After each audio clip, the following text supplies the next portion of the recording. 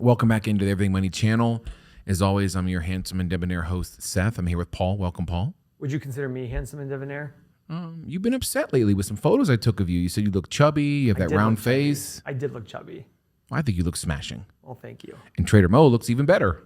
Welcome in, Trader Mo. Right. How are you? Today we're talking about Lumber Liquidators. This is the show, folks. We look at companies potentially from a 500-foot view. Is would we want to invest in this company? I'm talking about buying the thing outright, buying shares. What is the financial health? Lumber Liquidators has been a Patreon request of late, right, Mo? You're saying, and yes, you've been interested. Yep. Now, tell me right. Lumber this year is very difficult to get a hold of in terms of new builds and building. I've heard this, but this is really just hardwood flooring. It's hardwood, vinyl, any kind of flooring. The ticker symbol is LL. There are 420 locations of this company. As of 2 years ago, there's probably more. And it was founded in 1994. Paul, what do you know about this company? And why don't we get into our 8-pillar analysis of this puppy? Okay, so remember, they had a scandal a few years ago. So right here, guys, this is the Everything Money website that if you just stay to the end of the show, you'll hear how you can get it for pennies a day. Look at this 52-week high and low. $377 and $35. Look at that. I mean, it's a huge high and low. They had a scandal about having formaldehyde from their wood, their flooring in China or something like that, and you'll see their revenue fell big time. I don't remember what it was exactly, but the stock just collapsed. That's exactly what it was. Yeah, so either way, that's what I remember about the company. When they first brought it up to me about 2 minutes before the show started, I was like, oh, they're the ones that had the formaldehyde in their flooring. So I don't know if they've remedied that. I assume they have. I'm assuming there was some sort of class action lawsuit. So one of the things you want to do is figure out the status of that lawsuit. Has it been settled? I literally have no idea. My job is to look at the financials of the company and see what questions I then need to ask before determining if I buy or not look at the company. Yeah, this is not the first time they got in trouble. In 2013, they had some poor sourcing practices that came out. 2015, they pleaded guilty to illegal importation of hardwood flooring. So they're. So one of the things you want to talk about off the bat is, do you even want to be invested in a company where they're always getting into major trouble for major infractions? I don't know. I'm not saying yes or no, because it's very hard for a big company to even, people, the government's very aggressive. They might just go after them to go after them. But these are things to ask. But right now, one of the things we talk about, though, is momentum. Right now, the company is currently selling below its 25, 50, and 100-day averages. So the momentum on the short term is low. But if you look at the long-term 200 and 300-day moving averages, it's currently selling above there. So there's momentum on the upside on a long-term trend. Okay, so these are some of the things we look at, not from a value perspective, but if you're interested in trading the company, usually when the 100-day crosses over the 300-day, it's a long-term trend line to look at. So watch those things. It's not going to affect my buy on a fundamentals basis, but when you talk to Trader Mo and our momentum, if you've joined the channel and you subscribe, we talk about momentum trading, and these are the things we discuss. I see the market cap at $745 million. Yeah, on $1 billion in revenue. Their PE is a check at 16 roughly. Their profit margin is an X at 4.38%. Now, they pay no dividend, but in the last year, here's what I'm liking more, Seth. Mm-hmm. The last year, they had $182 million in free cash flow. Free cash flow is the money they're going to use to pay dividends, buy back shares, make major acquisitions, pay down debt. But their 5-year average of free cash flow is only $12.5 million. So they took a big hit when the scandal came out, and they're now rebounding, okay? So as of right now, the 5-year is not good, and one of our metrics is the price to 5-year. That's going to be an X for sure. But they are rebounding on the free cash flow. We'll look at that later on the free cash flow statement. Now, are you surprised right off the bat, Paul? Isn't this normally switched? Look at your market cap versus revenue. The revenue is more than the market cap. Yeah. Isn't that rare? I mean, this is a beaten up company. So this could be the value play you look at. When you look at price to sales of 0.7, one of the ways to figure out if there's a potential value play is look at their price to sales ratio. It's the market cap of the company divided by the revenue, and look at others in the industry. If it's way below, it might be a value play. You have to do more research. Now remember, just because it's selling for a low value doesn't mean it's a value play. Most times, 8 or 9 out of 10 times, there's a reason why it's selling for such a low number. But your goal is to find out why and see if there is a value play here.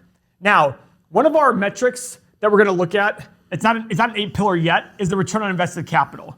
Here is an example of that's bad. We want to see around 15. It's negative 6.3%. This means this is the amount of money the company makes on its own investments when it takes its own cash, either through debt or equity, and how much it makes money. Now, this company's had problems lately, so I'm ignoring this number completely. I might look at the history, go back 10 years and say, how did they make money on their invested capital? What was their return on invested capital? The last few years have been bad. And usually when there's a good value play, it's off of bad information. So this is not something to ignore in terms of overall for the company, but I'm not even gonna look. So some people who pigeonhole me and say, Paul only cares about the numbers. I'm ignoring this completely. I'm 100% ignoring this negative number. I don't care. So far we have a check on the PE and an X on the profit margin with some interesting things to go forward. Let's look at pillar number 3, which is revenue growth over the past 5 years. So the revenue growth. Revenue growth over the last 5 years. Actually, I'm incorrect here. 950 to 1.07 is the check mark. They didn't really have a big drop in income in revenue. Why is that? Check, please. They've been pretty stable for the last 7 years. Interesting. I thought they had a big drop in revenue. So it's still a check, but barely. Pillar number 4 is profit margin, Paul. Profit growth over the last 5 years. Profit growth over the past 5 years, sorry. How long have you been here? You know, I was telling Beth when I was telling Beth at home that sometimes I'm trying to keep up with the show, writing numbers, and I'm literally saying things that they're sometimes they're so automatic that they're not automatic. Like I thought I had it, and I was thinking about something else, and it came out wrong. I mean, because I'm trying to contemplate, like when you say this, I'm trying to read it too. I'm like our viewers, like what's going on with this company?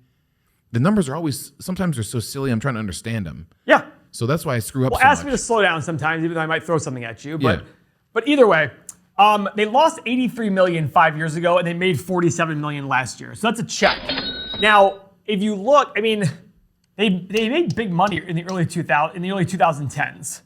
But if you look at the last few years, boy, it's been an up and down problem. So one of the things I'm already looking at here is saying, okay, do I believe this company can get back to stabilization? And I need to do more research to figure out how that's going to happen. One of the best value investors I know talks about use Google. Just Google and start seeing what people are saying about what articles are being written about the company. What is the company releasing to the public? Get on their 10K. The 10K is their official document. Skim it and look for areas where they talk about turnarounds or how they're going to prepare their image. This is important for a company like this, okay? So we have to understand that. Now, their best year, let's go back here, Seth. Their best year in profit margin was about 70 million on 950, right? So that's about 7.5%, 8%, 7.5%. So the question is, the problem is, they only did that one time. They don't have 7.5. So I'm gonna sit there and ask, okay, what's their average profit margin? And one of the things you'll get if you join our Patreon and join the Everything Money app, we're gonna be making an app that'll let you calculate a stock value for you, and it's going to show you the average profit margin over the previous 5 and 10 years, so you can make a determination and see the last year and the last 5 or 10 years, because profit can fluctuate up and down. That's why you want to look at longer term to see, okay, is the profit margin here consistent or not consistent? Because here, there's so much gain and loss on a year-to-year basis, you can't possibly look at 1 year and say that's normal. Either a negative or a positive. You got to look at averages because of how they're up and down like crazy. Pillar number 5 is shares outstanding. We want this number going down.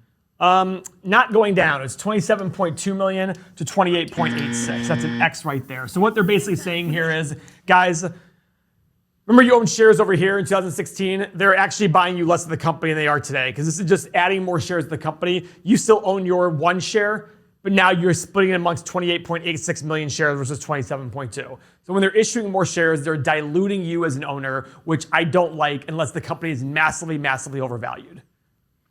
Pillar number 6 is current assets over current liabilities. They're calling themselves now LL Flooring, not Lumber Liquidators anymore, apparently on their. Oh, really? website. Oh, they're trying to get away from the. I guess so. LL Flooring. All right, 480 million in cash on hand, 300 million in total in current liabilities. That's great. And they only have 513 in total liabilities. They have almost enough money in their checking account, it includes inventory, to pay off all of their debts. That's pretty awesome, guys. I like that a lot. You want to address the free cash flow growth? Let's go to the free cash flow growth. Pillar So, number guys, 7. our wonderful website here. Now, free cash flow as a repeat is used to pay dividends, buy back shares, pay down debt, make acquisitions. It's very important. It's calculated by cash from operations minus capital expenditures. By the way, your capital expenditures are already in negative, so you're basically going to add these two. You're going to add a negative number. It's the same as subtracting. Now, because your Uncle Paul cares about you so much, This is true.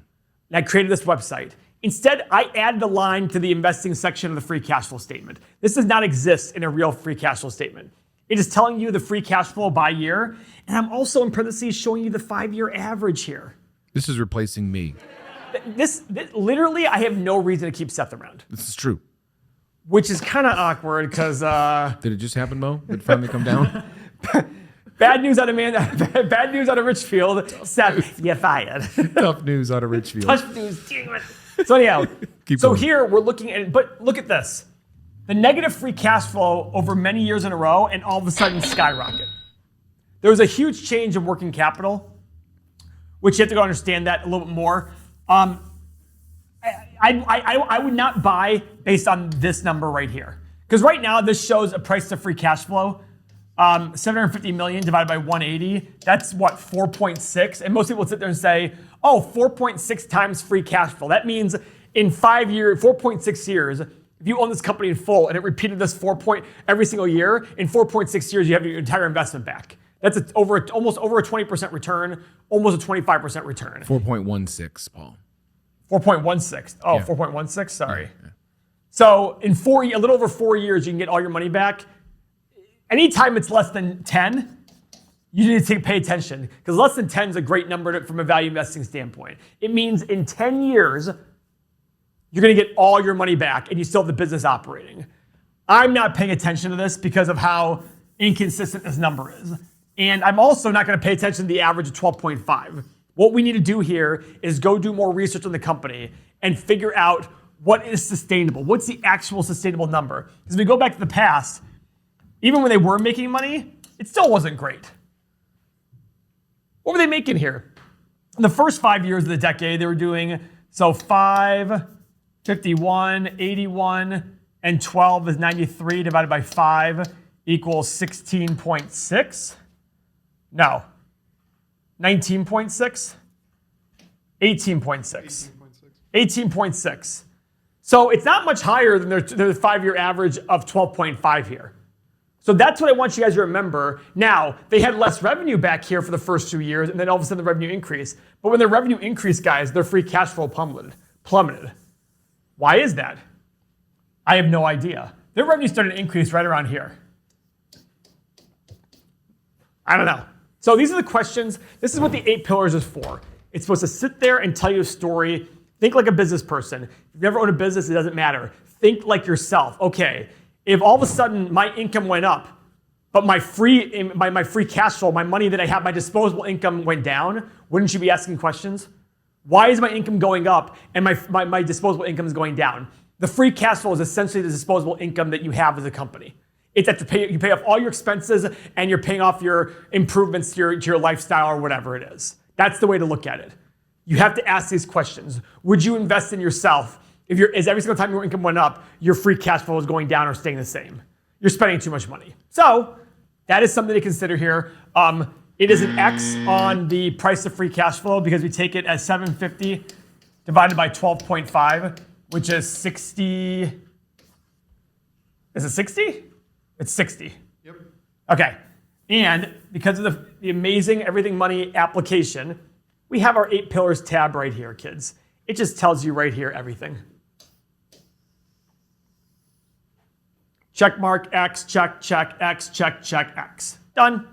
This is the value investing side of this company. If you're interested in trading or working those moving averages, you can join the Patreon middle tier, the Bid and Ask Nation. And as we head over to our Egyptian dreamboat, Trader Mo, go ahead and give me the moves on LL flooring. Go ahead, Mo. So Paul was talking about the moving averages. So we are stuck under 3 moving averages right now, the 100, 50, and 25 day. And good news is we're sitting right above our 200 day. So that is going to require a lot of volume to push that stock up. So they need some kind of good news. They need some kind of good earnings to come out, where this yellow line right here, that is the average volume. You can see that going back for about 2 months, we fail to meet that average volume line very often. So before you do anything with this, you need to make sure that we're getting some energy in there. Energy is what pushes the stock.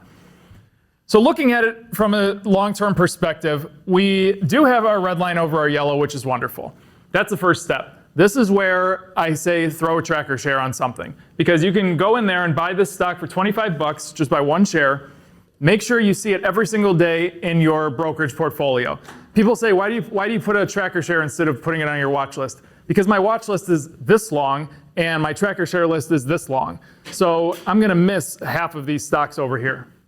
So throw a tracker share on, wait for this red line to push up into the sweet spot area, over 32% and between 80%. Get some good green candlesticks coming up, and you can go ahead and buy this thing at that point. Now, do not put anything more than a tracker share on until you break this yellow line that I drew, which is your 32% area, to get into that sweet spot. Go make some money on it.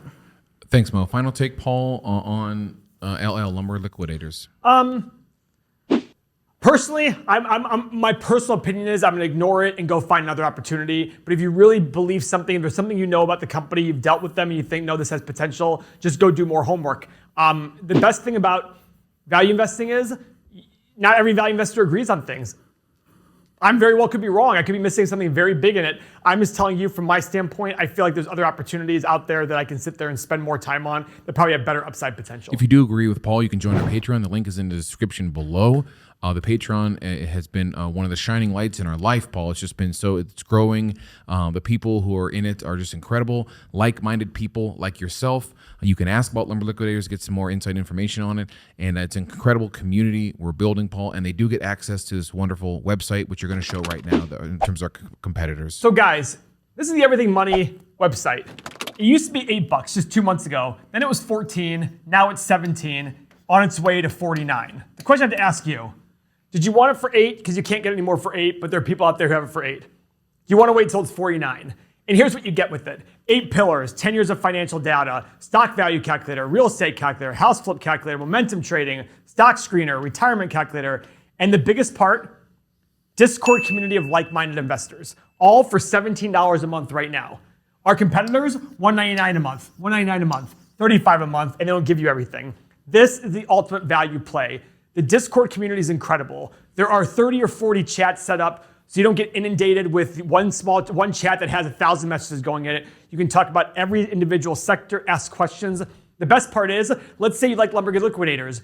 You go in the chat into the sector on housing, and you sit there and say, guys, I'm looking at Lumber Liquidators. What do you guys think? And everybody starts discussing it. Yep, that's I've seen these chats. They're incredible. This is a no-brainer. For 50 cents a day, you can have this, and this price will go up. It goes up every single week, it goes up every single month. It will go up. It will get to 49 at some point in the future. I don't know when, but as we add more to the website, it's going to be incredible. We're adding to it every single month. I'm going to be adding economic data. This is going to be your go-to for all financial news and research, and the Discord channel is incredible. Hate to say it, don't be cheap. Go out there and do it. We all get messages every single day about how it was the best decision they made and how much they appreciate it. So go do it. If you've never joined a Patreon, now might be the time. If you're finally serious about investing, and maybe you feel alone out there, go ahead and give it a click and see what it's like. We welcome you in. That's our take on Lumber Liquidators. Interesting company. It's an avoid at the moment. You can argue with Paul in the comments. If we're wrong, maybe we missed something, but that's our take. That's our 8-pillar analysis and view on it. And so, yeah, if you're interested in more, make sure you tickle that thumbs up on the way out and subscribe. We love you guys. Thanks so much.